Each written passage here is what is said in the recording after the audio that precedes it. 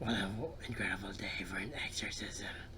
Hello, welcome back to another episode of Geeks and Degenerates. And as you've seen in the title, we will be talking about a movie that, according to legend, has made people in the movie theaters vomit, faint, and dead as a bolt right out of there. We will be talking about The Exorcist, hailed as one of the greatest, if not the greatest, horror movie of all time. With me is Jomar, and there's some old horror movies I'm bored. I don't get why this is scary. This kind of still really does live up to the scariest movie of all time for a number of reasons, and one of the most visceral movies of all time for a lot of reasons too. Um, and you can watch the movie, you can see why people had those reactions of fainting, bolting, and vomiting at the same time. Especially since it's a product of its time. Like, nobody has seen a movie like this. Yeah. Like, I promise you, like, if you were, in our 30s and we've never seen a horror movie in our lives, besides Night of the Living Dead and a Nosferatu or something like that, and then we go into this one, which was so high budget, and it was so well directed and well written, and the special effects were crazy. We would have been, I think we would have been shaking going out of this fucking theater. We've been spoiled by the likes of The Conjuring, The Grudge, and Shudder or something like that. But like, I could see why though. Like, this thing has had so much influence in pop culture as it was. And oh, by the way, I'd like to mention, this is like the most perfect setting, especially for you and me at the time of day, because like it is early afternoon, and I would say it's already this dark. So it's the perfect fucking setting. So, what really surprised me watching the movie this time is that realizing that the movie isn't really about Regan, portrayed by Linda Blair. It's really about the struggle of two people. One being of Damien Karras, played by Jason Miller, and the one being of Regan's mom, Christine McNeil. You don't need to say the name, so you just say the mom. Sorry, the mom, played excellently by Ellen Burstyn. Father Karras struggles him losing his faith and trying to regain that faith, and Regan's mom's struggle is, please help my daughter, as science is literally failing her every step of the way. And she's just like, please help me. You gotta love the contrast though. Yeah. It's like for Karras, the dude's losing his faith. The man is like beaten down to the ground. Like he lost his opportunity as a boxer. His mother lives in a shithole. Yeah. And like, you could tell that being a priest day by day was kind of pretty much draining from being happy. And I'm not saying being a priest is not this suck you out of your life, but for him it was. And you see, wasn't the name of the mom? Christine. Christine McNeil. You could see that she's an atheist, right? She's an atheist. Yeah. And you could see her desperately trying to save her daughter, even leaning towards Catholic Church. Like she's finally considering like maybe this is something spiritual, and you see these conflicting sides, and they gotta work together just to save this daughter, save her daughter. Yeah, Regan isn't really the main character as some people might assume. It's like she's literally there to, for these people to push the plot forward, and for these people to join this one location to help her and her mom. Help her save her soul. And this cast is somewhat made of unknowns at the time, and it's interesting to think that these are all the alternative takes the studios wanted, because for Christine McNeil they wanted Audrey Hepburn Audrey Hepburn Oh, I also. would love to have seen that. Yeah, right? I have a big crush on Audrey. She Yeah. had. Audrey Hepburn's like, I'm only going to do it if we film it in Rome. So they're like, oh, we can't do that. I mean, I guess Kairos was from Greece. Would that have been okay? I mean, and can you guess who they wanted to get as Karis? Oh yeah, I saw this one. It was Al Pacino, and I would have loved it. Yes. I would have loved to have seen Al Pacino as Kairos. Fresh out of The Godfather, too. That'd been cool. Yeah. Another choice was Jack Nicholson. Just seeing Al Pacino say hello to my little friend, puts a cross on Damien's forehead. But yeah, the other choice. Cracks a bottle of holy water in her. So yeah, it's either Jack Nicholson or Al Pacino, and they settled on Jason Miller, who was a playwright. He had never acted before. He just did plays, and then the director William Friedkin saw him in a play and was like, I don't know who the right person is for this role. And and then he showed him the script, and Jason Miller was like, dude, it's so me. I want to be in this movie. For Father Marin, they wanted to get Marlon Brando. Because imagine that. I guess The Godfather just like, you know, blew up, and they're like, we gotta get everybody. Yeah. And then for Regan, they wanted to get Violet from Willy Wonka and the Chocolate Factory, and then the actress's parents saw the script. They were like, "Ha, no." Well, I mean, she kind of looked like her. Yeah. I mean, it's not bad. You got like the same looking actress. But you gotta love how this movie starts though, because I knew nothing first time watching this. I knew nothing about the script or the story. I didn't even watch any trailers. How there were any trailers back then. But then you're straight up in Iraq, was it? Yeah, Iraq and Mosul, where at the time America had no embassy or diplomatic relationships. I mean, it wasn't. What a time! It wasn't Saddam's Iraq, thankfully, but his party was in power, so it's like. Alright, enough history lessons there. Yeah. But yeah, you see that, and it's like very off-putting because usually horror movies start out, oh, here's the house, here's where the demon comes from. Oh, why is the demon so scary? No, it's like this Darth Vader versus Obi-Wan Kenobi story of Father Marin versus this, I forgot the name of the demon. But like, yeah. What is the name of the demon? Fuck's sake. I don't think they ever say the name, but yeah. They never said the name, but yeah, you could tell that there was a rivalry. Well, from the start, I didn't know anything until the end. Yeah. But like he has a sense that he has to go back home because he has something to do. Especially there was the statue of the actual demon. Yeah. And you see them in the shot together. I was like, yeah, there is a rivalry here. Though, this guy has fought him before. Though, I love that shit. I love how some of the moments in Iraq, because the way the director does the tension, like watching it, like when he's just staring at the clock, I'm like, I'm already uneasy. Like, what's up with this clock? Why do I feel so uneasy? Like, something gonna pop out? What's gonna happen? I mean, like, it's pretty much telling us, like, shit, he's at it again. And like right, he fought this guy like 12 years ago. Yeah. Probably another couple of decades when he was young. I really want to see those stories. For sure, the second one is about him fighting against the same exact demon. Do you know how old Max von Sydow was when he starred in this movie? I mean, he's already old here.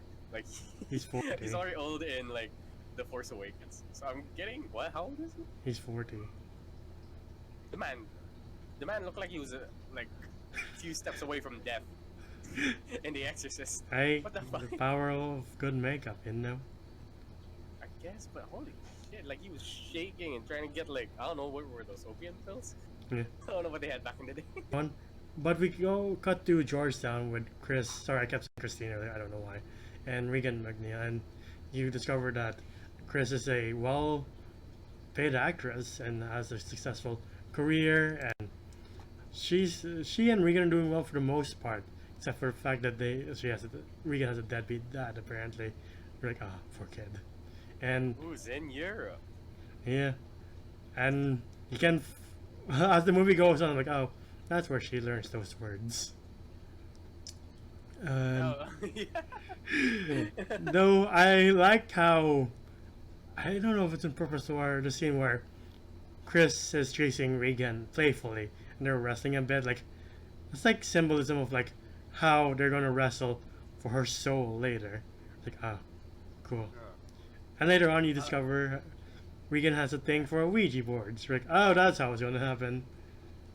Dude, these were the films I wasn't allowed to watch back Yeah, I wasn't allowed to watch this either. and especially Ouija boards, like those things are like a big no-no in this household. Yeah. I mean, I get why. I mean, look what happened to Regan. But I don't know. I had so much fun with this movie. It is so subtle because like movies nowadays, they would be like, oh, there's somebody who's gonna be possessed. There's gonna be somebody. Like they mostly focus on the demon and the person who's being taken over. It ain't like that. Like when Regan got possessed, you didn't even notice that it happened. Like I was watching it with my sister, and she was like, "Well, when did she get possessed?" I was like, I don't know. Yeah, it's like a few times like I don't feel well. And it's like, is it happening? But Yeah. what does he call her imaginary friend? Captain Howdy. It's like, Captain Howdy, that isn't very nice. Like, Captain Howdy's a mean motherfucker, that's for sure. Captain Howdy sounds like a person who has like a white van since freaking. Though, and the director's cut, the director, the first time I went to the doctor's office, because they're like, oh, she's feeling unwell a bit. And she has her bed shaking a bit. The doctor's like, does your daughter curse a lot? She's like, no, why? And this has very different context in today's world, because it's like, why would you say that? Because the doctor's like, I was examining her, and she says, keep your goddamn hands off my... You can guess. Yeah. And, you know, in today's world, it's like, why the fuck did she say that? What the fuck did you do? Excuse me? Yeah, exactly. But back in the day, you're like, oh god, there's something wrong with this child. Not, what the fuck did the doctor right. do? Yeah. And going back to Father Cares a bit, I forgot the plot with the mom. It was kind of depressing to see. It's like, fuck, I'm kind of sad. Especially when she ends up in that hospital where it's the old school place for people who are... An asylum? Yeah, A an asylum. hospice. Asylum. I was looking for the words, like, how do I describe asylum? The old-fashioned asylum where they were just like, they'll just, don't let them see you or don't let them touch you. Back away, please. Yeah. And his mom's just strapped to the bed and saying, why did you do this to me? I'm like, oh, fuck, this is kind of bad. Again, this movie was very unnerving. Yeah. And I hated it. I mean, I hated it to the point I loved it because it really unnerved me. But is that it would be so quiet. There is no music. There's no ambience. It's just quiet. Yeah. Like, why is this making me feel nervous? I don't like it. I think that's the point. I guess he did a pretty good job here. And there's a scene in the director's cut where he's with his priest friend, who's an actual priest, and then he puts him to sleep and he's dreaming. And in the dream, he's like on the street, and at the other end of the street, there's his mom coming out of a subway entrance, and she's saying his name. He's calling out to her, but they can't really hear each other. And then, as he's running towards her, there's a flash of the demon's face. There's a flash of the. I saw the scene. Yeah. Oh, it's so fucking creepy. It's like, It's not even a jump scare. It's just like a little flash, and I was like, ooh. Yeah, like fucking There. chills down my Hell spine. no. And God, you gotta love how this the face of the. I love the face of the demon. I love how they. What was it like? He was glowing gold eyes and. Just it was just skin. yeah, I just hated, I white. hated the look of that. It's That like shit's Jesus scary. Christ. There's something about some of the old time movies where like they do it right, and when they do it right, you're like fucking hell. Yeah. But I don't know. the time you really think that something's wrong with Regan is like they're all playing the piano at a party, and then Yeah. What she pisses the rug? and then she just turns to the astronaut. She's like, "You're gonna die up there," and And then he's like, huh? What do you mean? And then she pisses on the rug, and you're like, alright, there's something definitely wrong. Even the sound of it is like, why is it so loud? Jesus Christ. They really had to put the mic up to that piss. Yeah. Like, it's so crisp. Yeah. And right after that, the bed starts shaking like that it's a fucking earthquake. Like, Me and my sister were talking about it. We were like, we hated the mom because like when the bed was shaking, I'm like, just get her out of the fucking bed. Why are you hugging her or like keeping her on the bed? Just get her out of it. Jesus Christ. I don't get old horror movie logic. there are two scenes that really fucked up people. Can you guess which one are? What are those two? I would say, her stabbing herself with a cross, and her making her mom, yeah. You're right about the first part. That whole sequence okay, is the first one. Then Okay. the other one is the scene where they're operating on Regan, and they're sticking needles on her, and there's like blood squirting. Watching the scene too, I was like, why is there so much blood? Can't you just stop the blood? Why? Of course, I didn't stick actual needles and end up there. Thank God. But I think right after that is the scene where she's bouncing off on the bed, saying, "Mom, it burns, it burns, it hurts, it hurts," and it's kind of horrifying to think that her saying "it hurts, it hurts" isn't scripted. They were actually hurting her, because Linda Blair severely injured her back during this shoot. Like they had a device where they strapped her legs down, or she was like in some device where can achieve that effect, but at some point they were hurting her. So her screams of "it hurts," they're like, they didn't notice that it actually hurt. They're like, damn, she's really improvising. Who's the director of this again? William Friedkin. Freaking wow, man! Jesus Christ! Like, I heard that he slapped like an actor before a scene, and he fired a gun on set. Yeah, to get people's a genuine jump scare reaction from people. You're a director, not a drill sergeant. Jesus Christ. He once fired a shotgun with blanks next to Jason Miller's set to get a genuine reaction. It became so bad that Max von Sydow was like, alright, every time he came to set, he's like, alright, where are all the guns? Just tell me where so I don't get scared. Confiscated. I just wanted to know where he's gonna pull it out so he doesn't get scared. Because Max von Sydow would like immediately go turn 70 if it ever happened again. Yeah. Because man, this guy looked old for a long ass time. Yeah. Though I like how the doctors are like, the mom's like, should I take her to a psychiatrist? They're like, nah, it's fine. But I love how all the doctors were like, oh, there's something wrong with her head. And like 15 minutes later, have you ever tried a priest? But like the scene after she's bouncing up and down, the doctor tries to approach her. She just decks him across the room. Like, holy fuck, this demon's strong. Oh yeah. And I was like, yeah, there's something wrong with it. Really now. Like, I don't know. Like, you really don't think that that's possession right there? Yeah, sir. Like, oh wait, did she throw up on somebody? Not yet. She just hits and bitch slapped him really hard. I mean, yeah, she's a 12-year-old girl, and if she could do that, do you really think that's normal? Mental? Do you really think that's mental now? Yeah.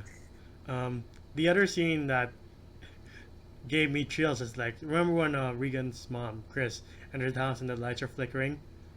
She's calling for help. And wait, no, it was like she got home and then she was at the kitchen and by the stainless steel like vent. Yeah. You just see the face. I was like, oh. I was like, God. And then there's no loud sound or anything. They just showed the face and then they turned the lights back on. I was like, okay, that was very effective. I don't know why. And then when she opens the door of her room, you see the statue's face, the statue of the demon's face. You're like, this has to stop. I'm going to go insane. But you find out that Burke, it's implied that they're kind of a thing. And I did not like that guy. Yeah, especially when he's like calling the other guy you nuts. He's like, what is your problem, bro? I was like, because he's what, from Munich? Like, chill. I think in the book it's like because they need a suspect to be like, yeah, he's a strong man who twisted his head 360, sure. Because They never pointed it out. yeah, they never pointed out in the movie. Even in the book, they're like, huh? But like, she opens the room, it's like, why's the window open? It's like, oh, Burke was there. And then she gets, he's like, Burke's dead. He's kind of drunk, I guess, and he fell down the stairs. And you later learn that apparently evidence suggests that Regan just chucked him out of the window, or probably snapped his neck all the way around. And chucked him out the window. Yeah. Though, I love the Ellen Burstyn's reaction to that, because that's a genuine, it feels like a genuine reaction to like learning that the person you might have had a thing with had died, and it's like, fuck. But in the theatrical cut, it just ends there. In the director's cut, she notices something's up the stairs, and it's Regan doing a fucking spider walk. And Oh, she did the grudge thing. Yeah. Going, Yeah, well, I can't say the grudge thing. This was made before the grudge. Yeah. But like, she did the whole spider walk thing. Yeah. And I saw this scene in YouTube where she just started bleeding from the Yeah. back. Something about contorting body movements. I'm like, fuck that. No. I wonder who got that. What actress did that? Oh, by the way, this demon's name is Pazuzu. Pazuzu's a meme, motherfucker. Yeah. But yeah, the other. For that, they finally get a psychiatrist, and apparently it triggers the demon so much that Pazuzu grabs his crotch real hard and just slams him to the ground. Like, okay then. There are so many scenes here that me and my sister were laughing at because she was getting possessed. Yeah. And she's like rocking back and forth on the bed. We kind of laughed at it. And then she went, back me. I was like, Oh yeah. we couldn't stop ourselves from laughing. The thing that is, For sure it was disturbing back in the day, but like it was kind of funny for me. the thing that is actually Linda Blair saying it at first, and then they had to put someone's voice over it. It's like, my God, it's a 12-year-old girl saying these awful, awful things, especially to what they says to the priest. You're like, Jesus Christ. Says a no-no word, which we should never say nowadays, of course, to the priest, but we'll get to that later. And then something later, the mom comes into the room and sees that she's essentially masturbating with a cross. Yeah. That scene is fucked up. And of course, the effect is Linda Blair had like a box of KY jelly between her legs, and she's just, stabbed that. Okay, I guess good. That's good. But the story behind that is like, when she was auditioning, the director asked her, this from the director's point of view. He asked her like, do you know what masturbation is? And she's like, yes. Do you do it a lot? Oh, Yeah. No, Do stop, you? stop. Again, that's his version. But when they asked Linda Blair, she's like, huh? I never said that. So it's like, oh man. To think she's 12 and he makes up a story of her like that. Like, fucking hell. It's nasty. No, I don't like that. I don't But like yeah. that fact. I know that's like a holy shit fact that you do, but like, I don't like that fact. Yeah. And then after Regan makes her mom do the thing, she smacks her across the room and she lands hard. And that scene, if you're wondering why Ellen has such a genuine reaction to falling down, it's because behind the scenes they were pulling her with ropes, but she's like, I might get hurt with this. Can you tell them to take it easy on me? And the director's like, we want a good shot of this though. She's like, but I'll get hurt. And then she's like, oh, fine. And then right before freaking says action, she sees a glimpse of him winking at the stunt guy. The stunt guy pulls her harder than he ever has before. And she falls to the ground hard, almost breaks her tailbone, I think. Gets up. What scene was this? After the crucifix scene where she smacks her mom and she falls down. Right. She gets up and just turn the fucking camera off. She goes, you don't need to do that to make a good film. What the fuck, dude? Oh yeah. I get freaking. I get it that you made a good movie, but then again, like, fuck you. And then Fuck you. after being smacked, her head starts stirring, and then in Burke's voice, he goes, "Do you know what she did? Your daughter?" And then he's like, "Fucking hell." And that's the last straw. She's like, "You know what? I'm gonna get a priest." No, I like the scene before that where she's with all the doctors, where science has been failing her. That one doctor's like, "Have you tried exorcism?" And none of the other doctors are like, "Excuse me? What the fuck did you just say?" And the one doctor was like, "Yes, give it a shot. We got nothing." I think if any of us were in that scene, we're like, "Excuse me, coworker? What the fuck did you just say?"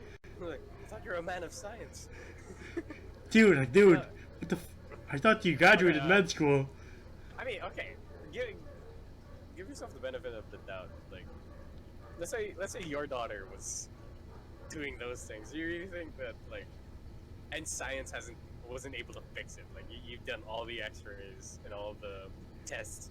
I mean, I get the perspective of the mom, but the other doctors being like, "Yeah, exorcism." It's like, really? You're just cool with that? Look, I guess they were at it for a while now.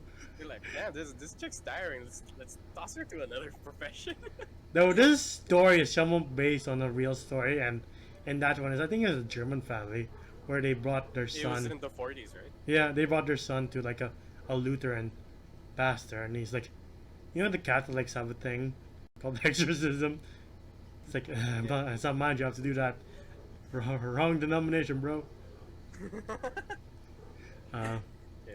But she recruits Father Karras, and at first he's skeptical, especially he's like, "What's my mother's maiden name?" And he doesn't say it. Yeah, which is smart on the demon's part, because he's like, if I answer, she'd be like, "Yep, it's a demon." Yeah, let's go. And the whole holy water thing, Yeah. where he pulls it out, and then it's like, "Oh, I sprinkled holy water on her," and she convulsed violently, and then my mom was like, "Oh, what's holy water? Oh, it's water that's blessed, but this is mineral water." Yeah.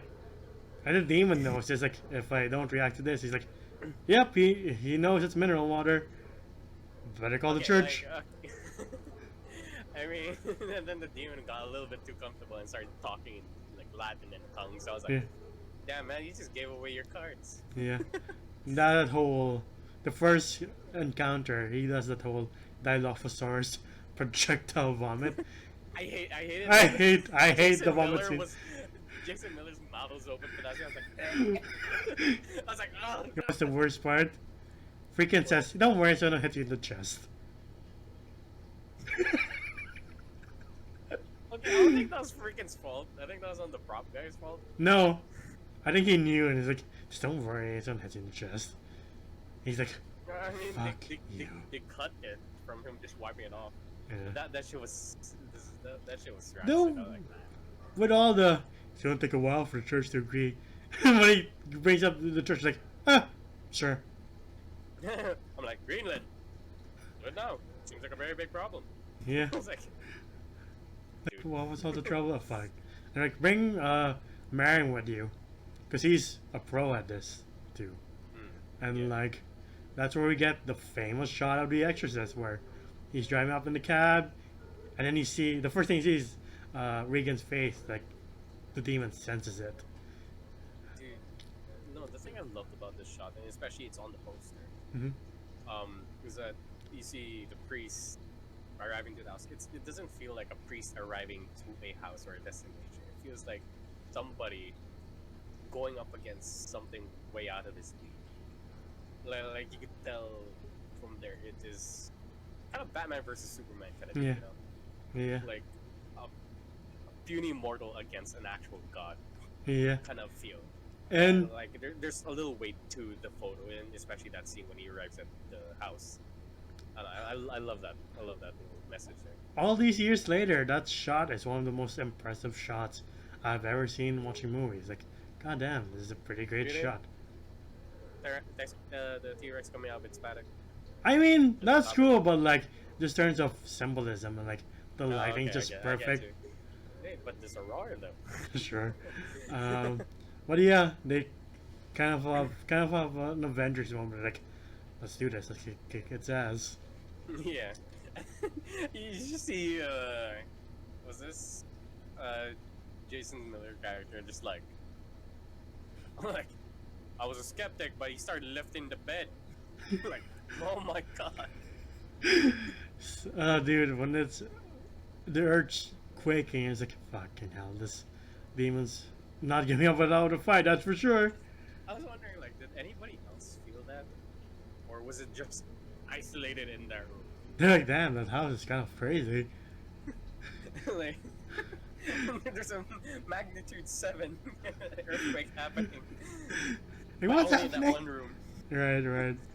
The one Regan's like turning her head, like for a quick second, you see the demon's face again. Like, ah, God, fucking hell. Stop it!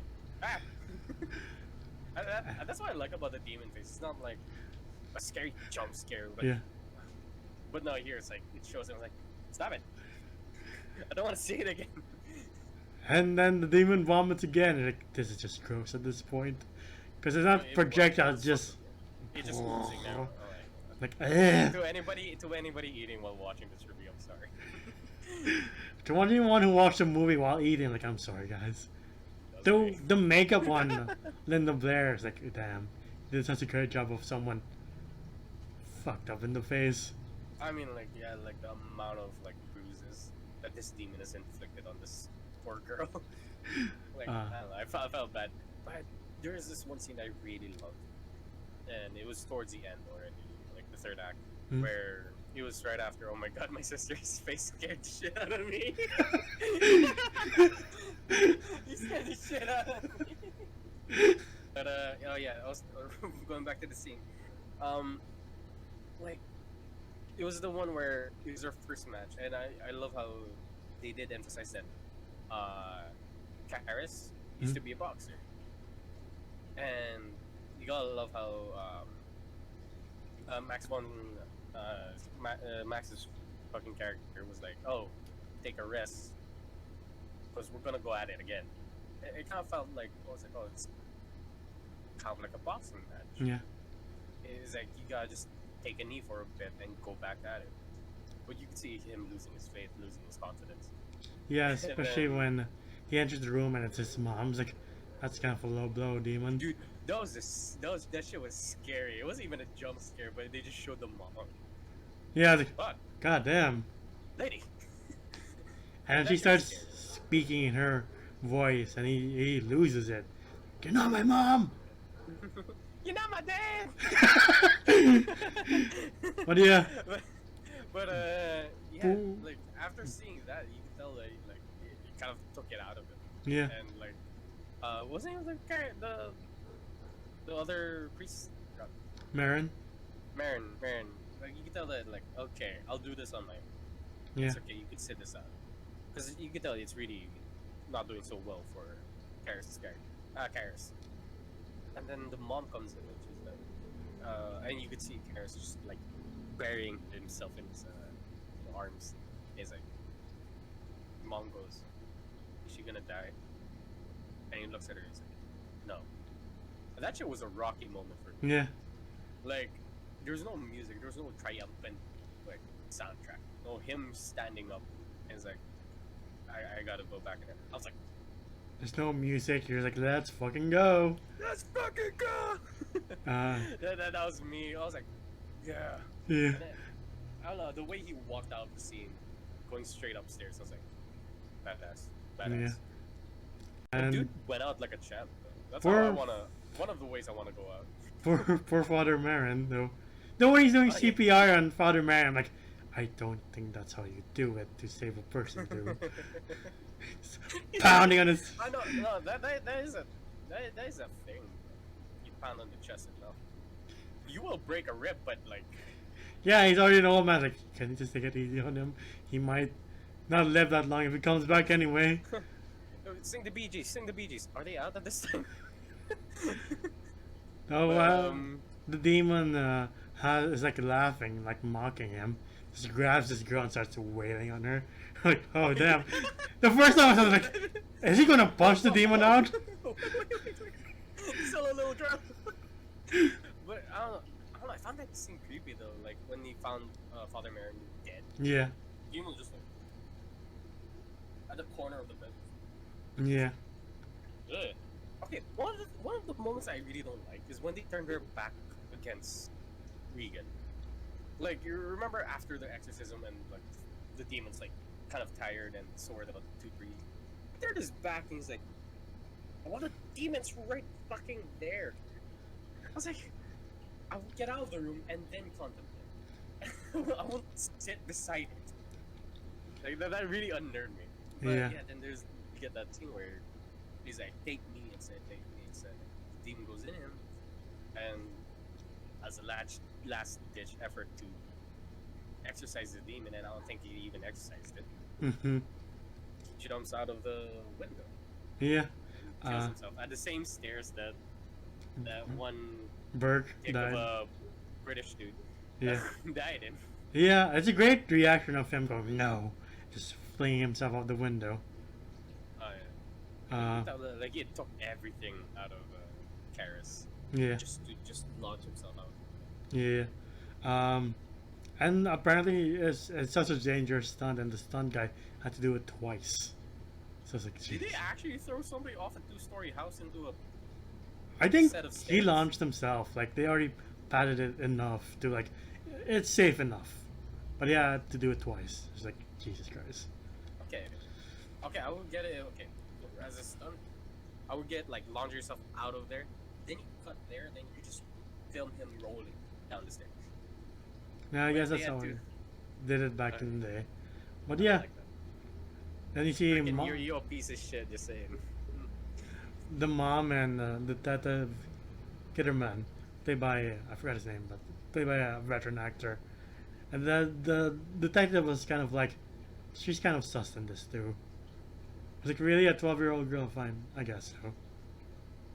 But the detective's like, I think that your girl's guilty of killing Burke, but he doesn't say it outright. Oh yeah, and then he's like, "Oh, I'm a big fan." Yeah. That's an adorable scene though. It's like, it's from my daughter. It's actually from me. I feel like you pulled that. Oh, wow, thanks. Yeah. But yeah, his friend sees him at the bottom of the stairs and gives him last rites. And the actor, the story goes that it was 2 a.m. when they filmed the scene, and the director's like, "You're not giving me enough of an emotional response. Your best friend's dead." The guy's like, "Dude, it's 2 a.m. I'm tired." And then the director just like, "Do you trust me?" The guy goes, "Yeah." Just slaps him across the face. So when his hands shake, yeah, and he's an actual priest, and there's a lot of Catholics on the set. They're like,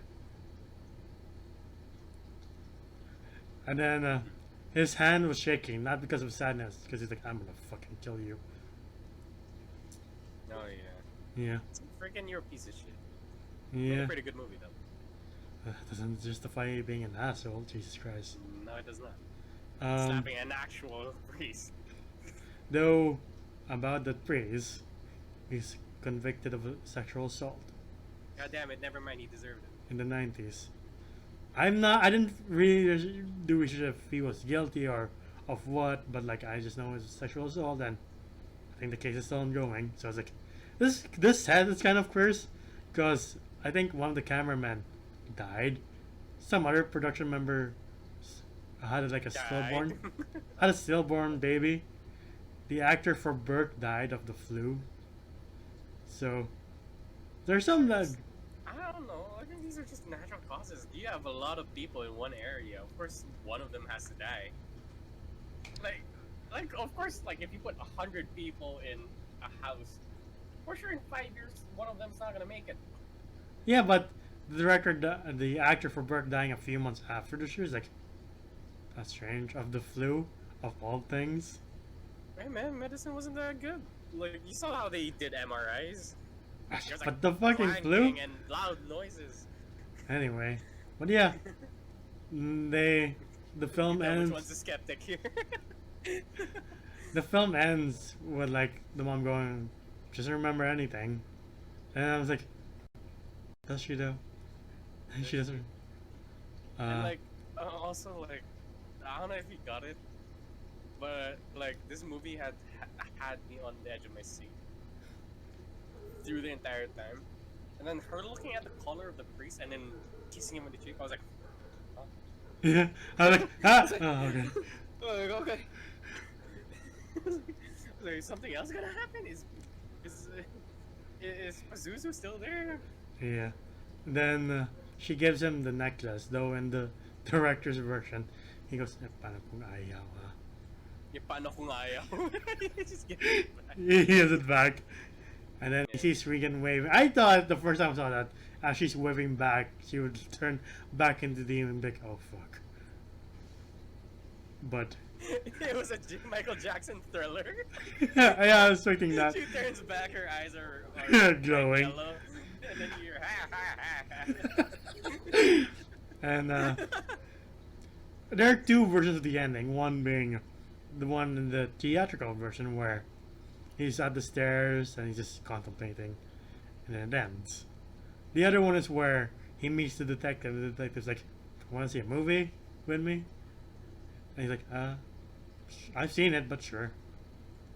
Though I kind of like the darker, I think that's ambiguous just- ending. I think this detective's just lonely. Yeah, Like his wife doesn't want to watch movies with him because she gets like headaches or something. yeah, So he's just looking for friends. yeah.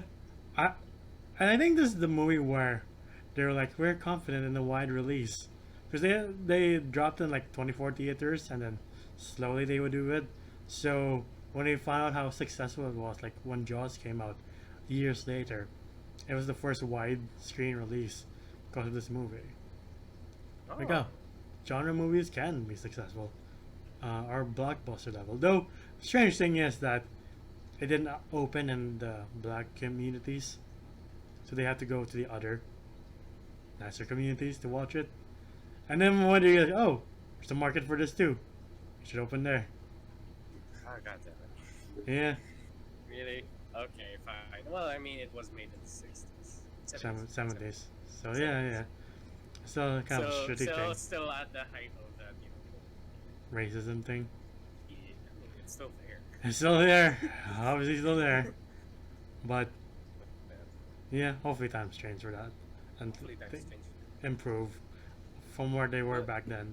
I do Even have now. a question though. If you had a gripe with this, because I'm pretty sure as we talked about this entire, we kind of like this movie. Okay, not kind of. We really like this movie, and for us it aged pretty well.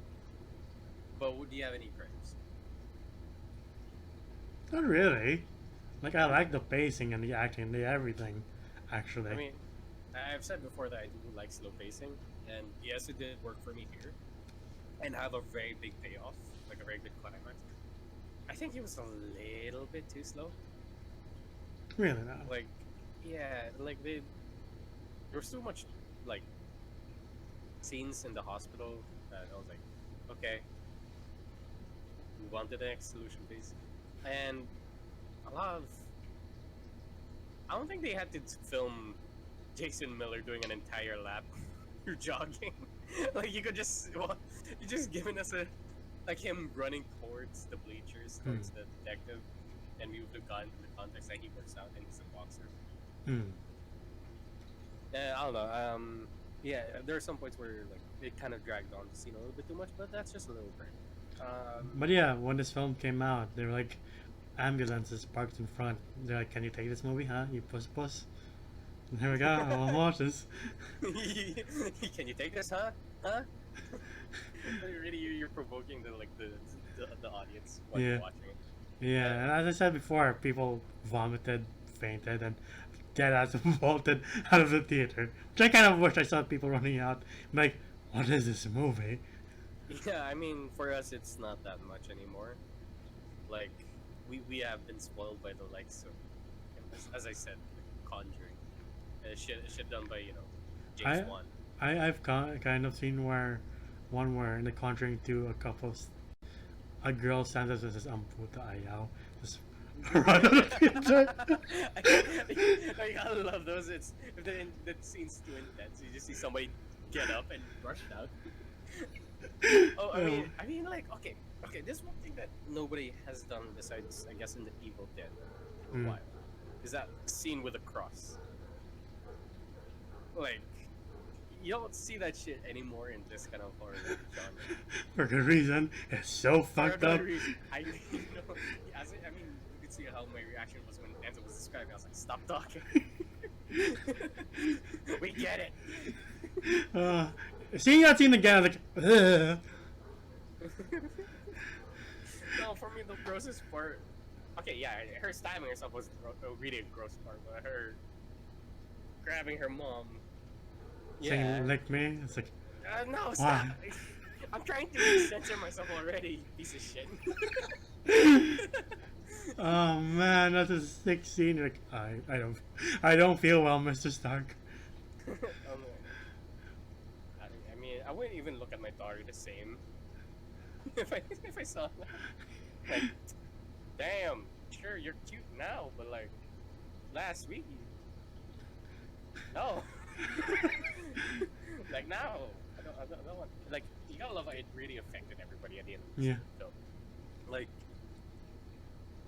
for sure, the mom and the daughter don't have the same relationship as they used to. Definitely. Her and the babysitter doesn't even want to see her anymore. Can you watch her for a bit? No. Nah. Fuck that shit.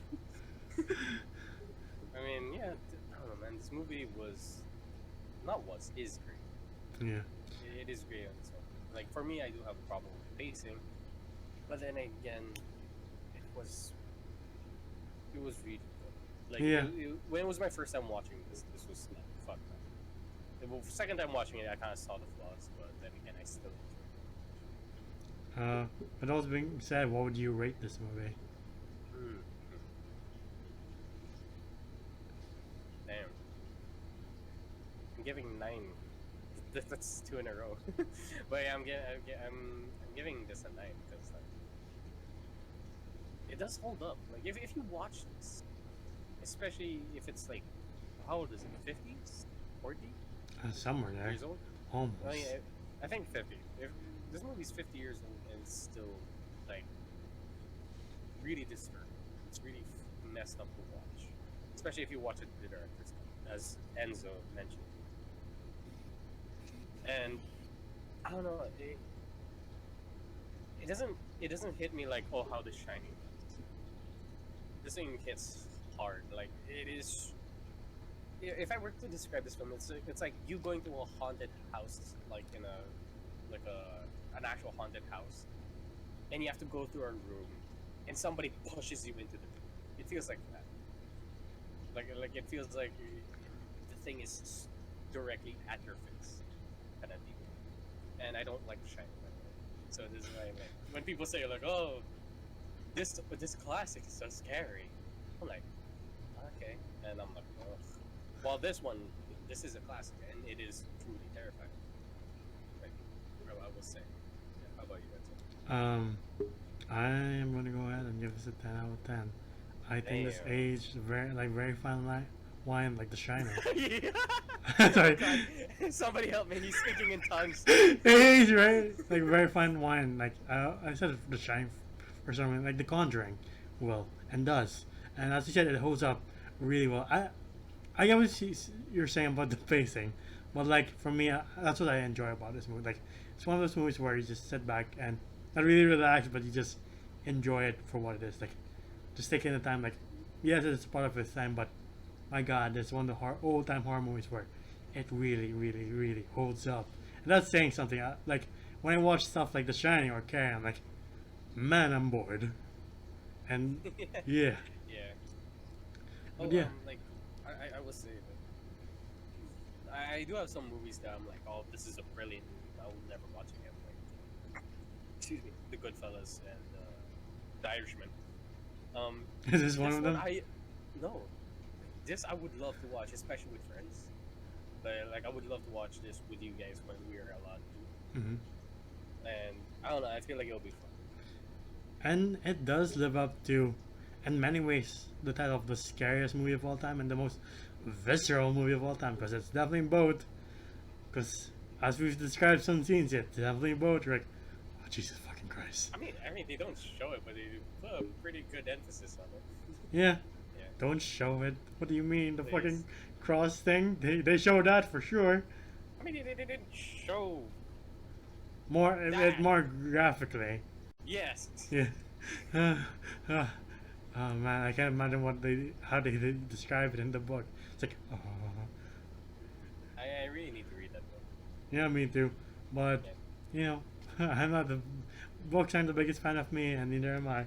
I'm not saying books are bad. I'm saying I have a hard time reading them. Hey, try audiobooks because we're sponsored by Audio. I wish. We're sponsored by Audible. The damn line, how could you? Yeah, but like try audiobooks, man. It helps me. So before we end, I would like to ask, what's some of your favorite horror movies? Some of my favorite horror movies, I think we've covered that. But like, yeah, The Conjuring. I would say this one now. I mean, last time we covered favorite video games, so now it's horror. Oh right. Okay, Movies. I would say Ju-on. Pretty close to my heart because like again, pretty big weeb here. And any other horror movies that really stick to my mind? I would say Shudder because that's like straight up childhood. Right? I really do like the recent It movies, Chapter 1 and 2. There's a film that we got in trouble for talking about in school because it dealt with like it was horror theme, but not really demon shit for some reason. Was the movie Orphan? Yeah. Yeah, we got in trouble because like, how dare you talk about horror in this school of ours? We're like, oh, I'm sorry. And I'm like, we're just talking about demons though. It's what? Never mind. Dude, like, it's weird though. Like, I think this would be a really good like church film. I'm serious. Like, priests fighting off a demon with all their might. That's like the power of God right there. Like, I don't know why people are like, oh, don't watch this. Well, I know why. But like when you're older, then watch this, and then if you're like a devoted Catholic or Christian, watch this. It's a pretty good message that hey, the power of God, like, can you imagine our Monday prayer class where it's like, it's like, hey kids, today we're watching The Exorcist, and then when we get to the crucifix scene, we all just run out of the room like, fuck, no. Yeah. It was like it'll be everything in was this Iraq? A little bit of talking, and then the end scene, and that's it. Like, what? Where's the demon? What happened in the middle? Like, Jesus. Happened? Like, okay. I didn't see a single cross. Anyway, before we get too off topic, thank you so much for watching our videos. As I said before, we are doing spooky videos for this month because it is spooky month. And the next series of film I'm really looking forward to because it may involve a certain very famous horror author. So I'll leave it at that. But you can find us at Facebook at facebook.com/geeksanddegenerates. You can also hang out with us with our Discord. Jumper isn't really there, but I am. You can say it to me. I mean, hey, don't call me out. If you guys say hi and mention me, I'm like, hi. I'll say hello. That might be just it, but like, hi. Sure. Again, check out our friends at Slurp Entertainment Media. If I mess that up, stop to kill me. Please follow our friends at Slurp Media. Yeah. Like, yeah, they do like put out good streams. They stream every day. Like, we chug this thing out like fucking spaghetti. And if you've been following them for a while, every Friday I think it is, they're all together. Bon, Seb, Gab, Ina. So, Avengers Assemble. If you really like them, catch them separately or as one. And they're entertaining, whether they're separate or all together. They're great people. Plus, if you like us and you want to see a more untamed, uncensored version of us, there, watch Slurp Media. Yes. But John, where can they find you? Can they find you anywhere? No, they can't. I'm off the grid. I'm in the woods. Okay. But you can find me at Instagram at JohnGeom, all caps. It's my art account, and that's the only time you'll ever see me active in any social media. This is the only place you'll ever see me. Yes. And you can find me at Instagram, and Twitter. And the links are all down below. And we'll see you for more spooky videos next time. And of course, stay safe, wear a mask, social distance, and get vaccinated if you can.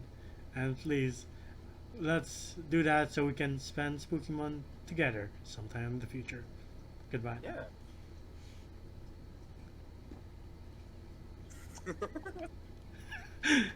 Fuck you, bye! There, happy? There you go. Just me going up about it. I'm like, see ya.